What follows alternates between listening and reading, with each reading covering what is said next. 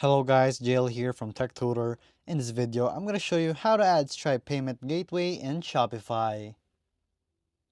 So to do this is pretty simple. So all you have to do is go to your settings.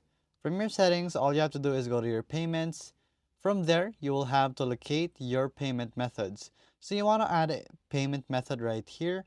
So all you have to do is go here and search Stripe. But it depends on the country that you are using it on. So not all countries will have it in availability, but it depends. So right here, you can see that PayPal is here, but there's no Stripe. So you can upgrade this and check it out through time if Stripe is going to be available as your provider in your country. But if it's not, unfortunately, you cannot. But it's going to be right here and you can just add it and there you go. So if this video was helpful, guys, please hit the like button and don't forget to subscribe.